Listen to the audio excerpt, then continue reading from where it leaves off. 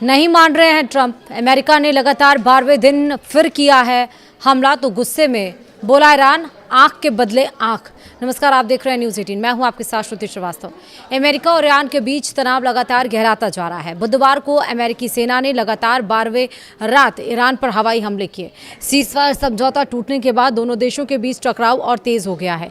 इस बीच ईरान ने चेतावनी दी है कि यदि उसकी ऊर्जा और आर्थिक ढांचे पर हमला हुआ तो वह क्षेत्र के तेल, गैस, बिजली और अन्य महत्वपूर्ण ठिकानों को निशाना बनाएगा। बढ़ते तनाव के कारण दुनिया के दो सबसे अहम समुद्री व्यापारिक मार्ग स्ट्रेट ऑफ हॉर्मुज और स्ट्रेट ऑफ बाब अल मंदेब की सुरक्षा को लेकर भी चिंता बढ़ गई है।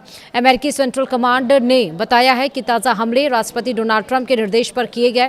सेंटकॉम के अनुसार इन हमलों का उद्देश्य ईरान की उस क्षमता को कमजोर करना है जिससे वह क्षेत्रीय समुद्री मार्गों से गुजरने वाले व्यावसायिक जहाजों और नागरिक नौवहन को खतरा पहुंचा सके। सेंटकॉम ने बयान में कहा है कि यह अभियान तब तक जारी रहेगा जब तक ईरान की समुद्री मार्गों को बाधित करने की क्षमता को और कमजोर नहीं कर दिया जाता। ईरान ने चेतावनी दी है कि यदि अमेरिका ने उसके बुनियादी ढांचे पर हमला किया तो जवाब में क्षेत्र के तेल, गैस, बिजली और आर्थिक प्रतिष्ठानों को निशाना बनाया जाएगा।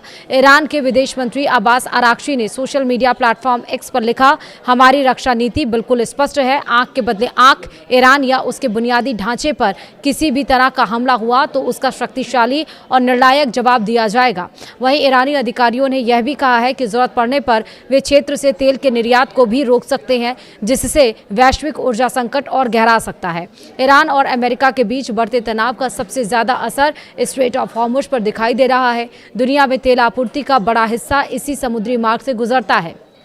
ईरान द्वारा इस मार्ग पर लगभग पूर्ण नाकेबंदी जैसी स्थिति बनने से अंतर्राष्ट्रीय शिपिंग प्रभावित हुई है। इसका असर कच्चे तेल की कीमतों पर भी देखा। ब्रेंट क्रूड का भाव कुछ समय के लिए $95 प्रति बैरल के पार पहुंच गया है और बाद में $94 प्रति बैरल से ऊपर बना रहा। ईंधन आपूर्ति को लेकर भी वैश्विक स्तर पर चिंता बढ़ गई है। वहीं अमेरिका का कहना है कि यदि ईरान को इस समुद्री मार्ग पर नियंत्रण मिल जाता है तो यह वैश्विक व्यापार और सुरक्षा के लिए खतरनाक उदाहरण साबित होगा। तनाव अब फारस की खाड़ी से आगे बढ़कर लाल सागर तक पहुंच गया है। ईरान समर्थित यमन के हूती विद्रोहियों ने बाब अल मंदेब जल डमरू मध्य से गुजरने वाले सऊदी अरब के तेल जहाजों को निशाना बनाने की धमकी दी गई है। यह समुद्री मार्ग लाल सागर को अदन की खाड़ी से जोड़ता है और वैश्विक व्यापार के लिए बेहद महत्वपूर्ण माना जाता है।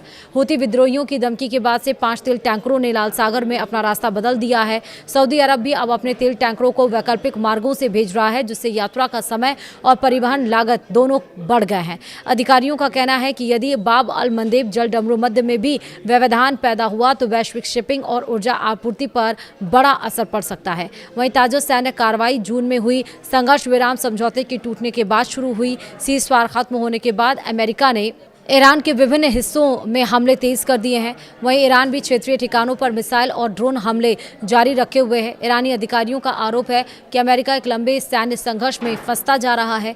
अमेरिका का कहना है कि उसकी कार्रवाई का उद्देश्य केवल अंतर्राष्ट्रीय समुद्री और अपने सैनिकों की सुरक्षा सुनिश्चित करना है। वहीं अमेरिकी विदेश मंत्री मार्को रूबियो ने कहा कि वाशिंगटन अब भी कूटनीतिक समाधान के लिए तैयार है। उन्होंने कहा कि अगर ईरान गंभीरता से बातचीत चाहता है तो अमेरिका भी तैयार है, लेकिन यदि वह हमारे हमारे सहयोगियों के हितों को खतरे में डालता है तो हम अपने हितों की रक्षा के लिए जरूरी कदम उठाएंगे।